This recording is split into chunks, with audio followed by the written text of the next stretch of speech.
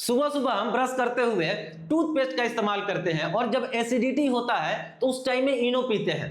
दोनों का relation neutralisation reaction से रिलेटेड है। यानी कि आज के क्लास में हम यह समझने वाले हैं कि न्यूट्रलाइजेशन रिएक्शन क्या है और एसिड और बेस एक दूसरे के साथ कैसे रिएक्शन करते हैं। तो मैं आकिब जावेद अपने यूट्यूब चैनल लर्निंग स्ट्रीट में आप सबका स्वागत करता हूं। और चलिए एक बहुत ही प्यारा एक्टिविटी के थ्रू हम ये समझने की कोशिश करते हैं कि एसिड और बेस कैसे एक दूसरे के साथ रिएक्ट करते हैं और यही रिएक्शन न्यूट्रलाइजेशन रिएक्शन कहलाता है। तो चलिए अपने टॉपिक में हम आगे की तरफ बढ़ते हैं और हम ये देखते हैं कि एसिड और बेस एक दूसरे के साथ कैसे रिएक्शन करते हैं। एसिड और बेस एक दूसरे के साथ कैसे रिएक्शन करते हैं, इसके लिए एक बहुत ही छोटा सा एक्टिविटी है। क्योंकि ये कंसेप्ट है एक, तो इसको समझना जरूरी है और इसको समझने के लिए सबसे बेहतरीन तरीका है कि एक एक्टिविटी करके इसको समझा जाए। तो एक्टिविटी करते हैं और देखते हैं कि एसिड और बेस एक दूसरे के साथ कैसे रिएक्शन करते हैं। तो आपको 3 टेस्ट ट्यूब ले लेने हैं। एक टेस्ट ट्यूब ए, दूसरा टेस्ट ट्यूब आपको बी ले लेना है और तीसरा टेस्ट ट्यूब आपको सी लेना है। ए के अंदर आपको एक इंडिकेटर लेना है जिसका नाम है फेनोल्फ्थलीन। फेनोल्फ्थलीन, इसके बारे में आप प्रीवियस क्लास में पढ़ चुके हैं कि फेनोल्फ्थलीन क्या है। फेनोल्फ्थलीन एक इंडिकेटर है जो इंडिकेट करता है, बताता है कि कोई सब्सटेंस एसिड है या बेस है।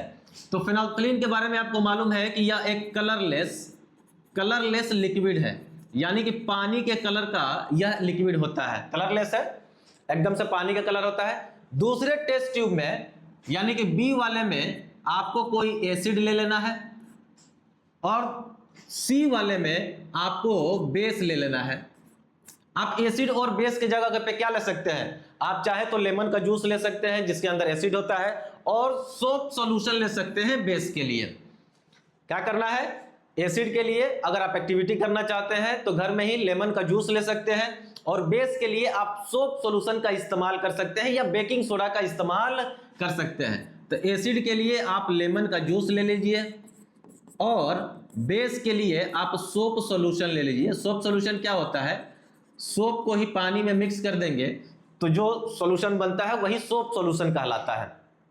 अब कह रहा है कि एक काम कीजिए, अब आपको सी यानी कि बेस में से ड्रॉप बाय ड्रॉप, जैसे ड्रॉपर होता है बच्चे लोगों को दवा पिलाने वाला जो ड्रॉपर होता है, उसी ड्रॉपर से बेस में से drop by drop soap solution निकालना है और लाकर फेनोल्फ्थलीन में डालना है। फेनोल्फ्थलीन कैसा है? कलरलेस है।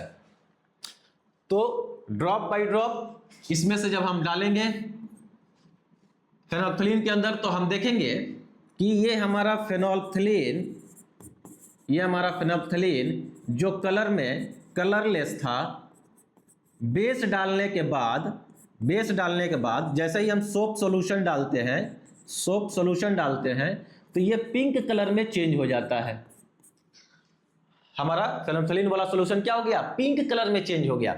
इसके पिंक कलर में चेंज होने का एक मतलब यह है कि अब इसके अंदर बेस मौजूद है। बेस के मौजूदगी के वजह से, बेस के प्रेजेंस के वजह से इसका कलर पिंक हो गया है। अब इस सॉल्यूशन का कलर क्या है? पिंक है। क्यों है? क्योंकि इसमें हमने बेस डाल दिया है और बेस क्या करता है? फेनोल्फ्थलीन को यानी कि इस इंडिकेटर को पिंक कलर में चेंज कर देता है। प्रीवियस क्लास में आप पढ़ चुके हैं कि बेस फेनोल्फ्थलीन को पिंक कलर में चेंज कर देता है। तो जैसे ही हमने बेस डाला यह पिंक कलर में चेंज हो गया। अब इसके बाद फिर एक और काम करते हैं। अब बी वाले में से यानी कि एसिड लेते हैं और उसको ड्रॉप बाय ड्रॉप इस पिंक वाले सॉल्यूशन में यानी कि जो हमारा फेनोल्फ्थलीन है उसके अंदर ड्रॉप बाय ड्रॉप मिक्स करते हैं। यानी कि पिंक सॉल्यूशन जो था यह हमारा वही फेनोल्फ्थलीन ही है। यह हमारा पिंक सॉल्यूशन फेनोल्फ्थलीन ही है। अब इसमें हम एक काम करते हैं, ड्रॉप बाय ड्रॉप एसिड डालते हैं।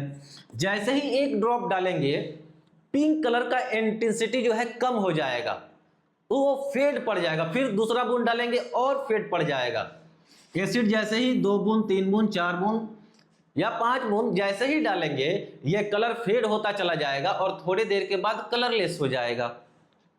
इससे क्या बात समझ में आता है कि पहले कलरलेस था तो उसमें एसिड और बेस मौजूद नहीं थे, जैसे ही बेस डाले तो बेस के मौजूदगी की वजह से वो पिंक कलर में चेंज हो गया, और जब हम एसिड डालते हैं तो फिर देखते हैं कि उसकी पिंक कलर का इंटेंसिटी धीरे धीरे कम होते चला जाता है और बाद में कलरलेस हो जाता है। यानी कि फिर से अब उसमें ना कोई एसिड है ना बेस है।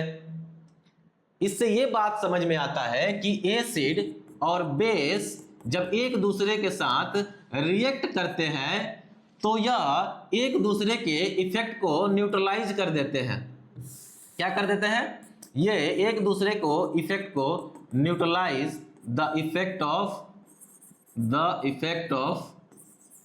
Each other. सिंपल सी बात है कि जब एसिड और बेस एक दूसरे के साथ रिएक्ट करते हैं ना, तो ना एसिड बचता है ना बेस बचता है। यही रीजन है कि जब एसिडिटी होता है तो हम इनो पीते हैं और इनो जाकर जो स्टोमक में एसिड है उसको न्यूट्रलाइज कर देता है, यानी कि एसिड नहीं बचता और हमको रिलीफ मिल जाता है। इसी तरीके से सुबह में जब हम ब्रश करते हैं, यानी कि माउथ में उस टाइम में बैक्टीरिया हमारे फूड पार्टिकल को एसिड में चेंज कर देते हैं, और टूथपेस्ट हमारा बाय नेचर बेसिक होता है, इसीलिए वह बेस माउथ में प्रोड्यूस एसिड को न्यूट्रलाइज कर देते हैं और हमारे दांत, हमारे टीथ डिकेइंग होने से, कोरोड होने से बच जाते हैं। तो उम्मीद करता हूं कि यह बात आपको समझ में आया होगा कि एसिड और बेस जब एक दूसरे के साथ रिएक्ट करते हैं तो एक दूसरे के इफेक्ट को खत्म कर देते हैं, नलिफाई कर देते हैं। ना एसिड बचता है और ना बेस बचता है।